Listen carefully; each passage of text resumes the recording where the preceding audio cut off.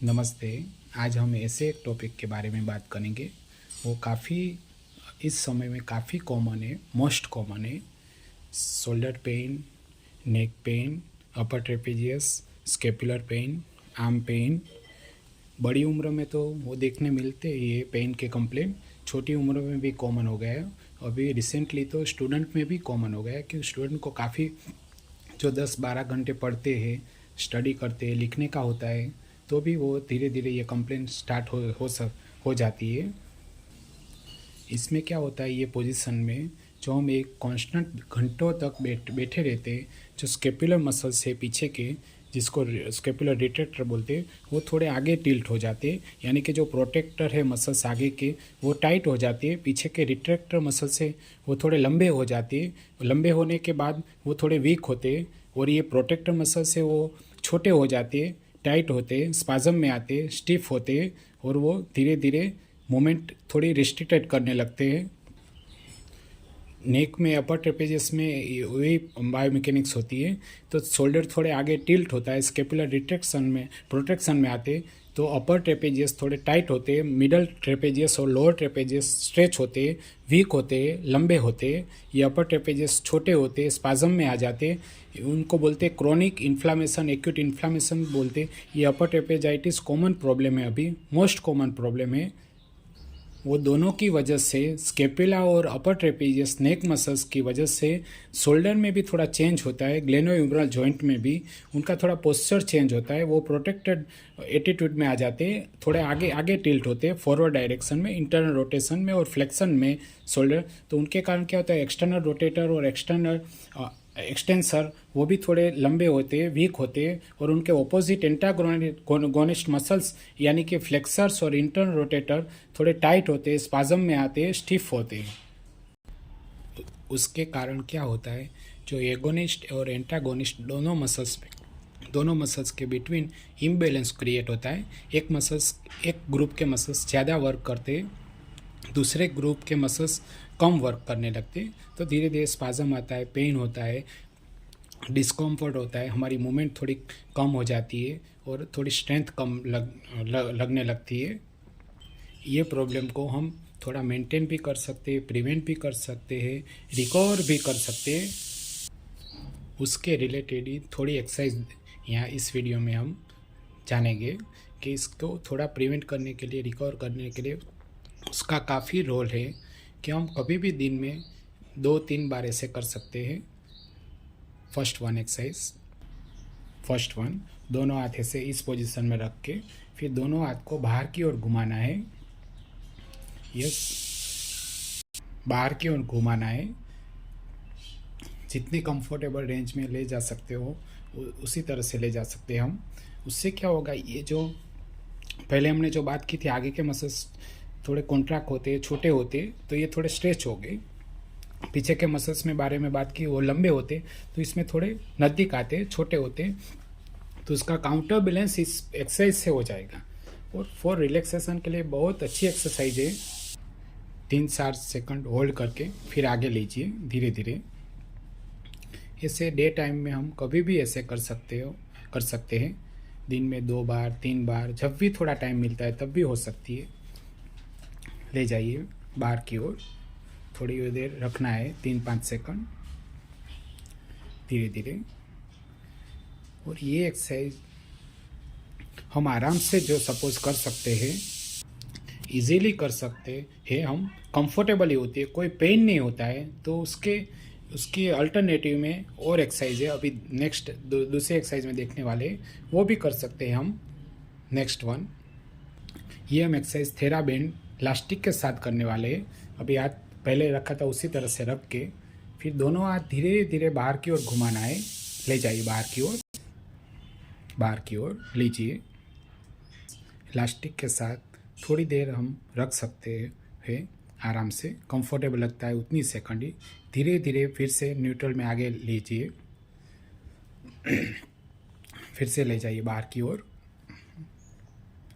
रोकिए few second. तो ये रेजिस्टेंस के साथ होगी, वो स्ट्रेंथनिंग पर्पस के लिए।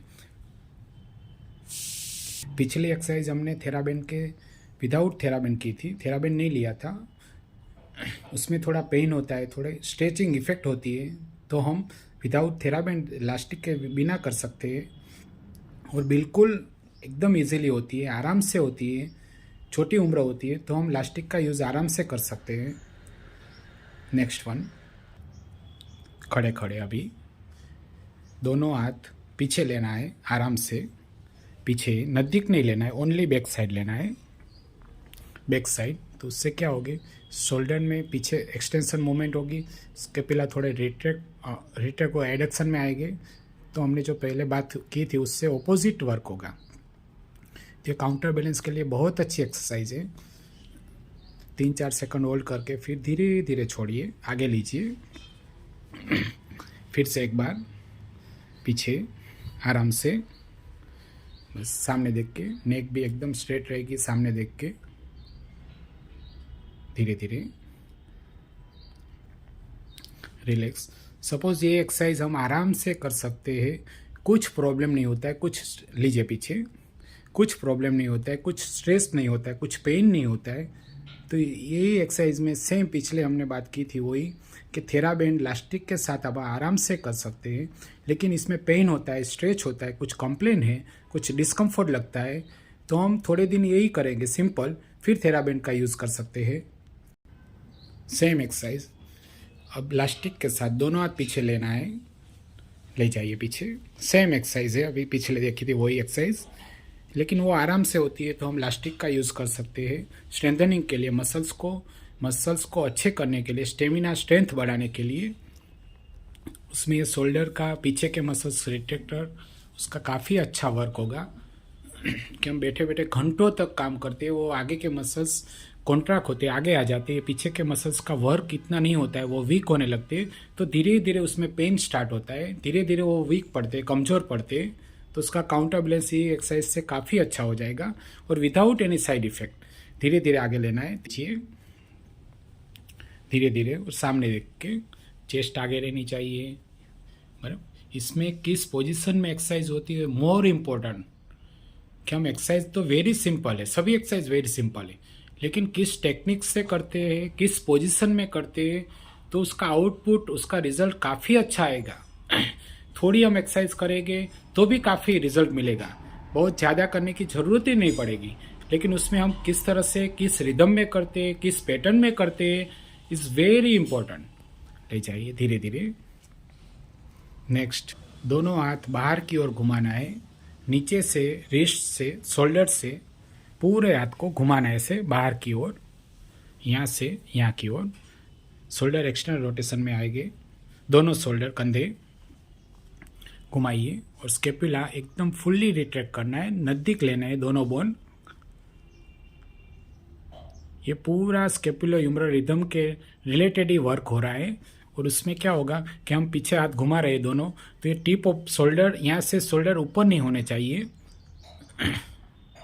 वो ध्यान में थोड़ा रखना है कि दोनों शोल्डर, टिप ऑफ शोल्डर नीचे ही दबा के ही रखना है, और पूरा हाथ नीचे से ऊपर से नीचे तक घूम रहा है। ये सपोज आराम से होती है, तो हमने पिछली बार देखा वही सेम प्रैक्टिकल, तो हम थेराबैंड के साथ यही एक्सरसाइज सेम रिपीट कर सकते हैं। वही एक्सरसाइज सेम घुमाना है, पूरे हाथ को नीचे से, रिस्ट से शोल्डर की ओर घुमाइए, दोनों हाथ पीछे की ओर। उसमें चेस्ट आगे रहेगी, गर्दन सीधी रहेगी, सामने देख के पीछे। इसमें भी दोनों स्केपुला, दोनों पीछे के बोन नज़दीक आएंगे, और 3-5 सेकंड अप्रोक्सीमेटली पकड़ के रखना है, और धीरे धीरे रिलैक्स। नेक्स्ट वन और लास्ट एक्सरसाइज इसके बाद धीरे धीरे। ये भी वेरी इफेक्टिव है एक्सटर्नल रोटेटर के लिए, स्ट्रेंथनिंग के लिए, और स्केपुलर रिट्रैक्टर पीछे के मसल्स के स्ट्रेंथनिंग के लिए बहुत अच्छी एक्सरसाइज है और वेरी इफेक्टिव एक्सरसाइज है। दोनों हाथ पीछे ले जाइए, जितना जाते हैं उतने आराम से पकड़ के, बस दोनों एल्बो कोनी के भाग, शोल्डर को पीछे लेना है। यस, लाइए पीछे। ये बैठे बैठे भी हो सकती है, स्टैंडिंग में भी हो सकती है, खड़े खड़े सामने देख के, चेस्ट आगे रहेगी, आगे के मसल्स पूरे स्ट्रेच होगी। पीछे हमने पहले बात की थी हमने, ये नज़दीक आते तो उसका ऑपोजिट और का स्ट्रेच होगे, ये नज़दीक आएंगे तो उसका कॉन्ट्रैक्ट होगी, उसका वर्क होगा। तो वीक है तो उसकी ताकत बढ़ेगी, स्टेमिना आएगी। बस इतनी एक्सरसाइज है, सिंपल एक्सरसाइज है, बीच में कभी भी एक दो एक्सरसाइज हम कर सकते हैं। ऐसा नहीं है कि हमारे पास 10 मिनट का टाइम है तो पूरी सभी एक्सरसाइज करिए। 2 मिनट का टाइम है तो एक दो एक्सरसाइज काम काज करते समय कर सकते हैं, फिर छोड़ दीजिए, फिर 2-3 घंटे के बाद और भी एक्सरसाइज हो सकती है। Okay, thank you. जय भारत, जय हिंद।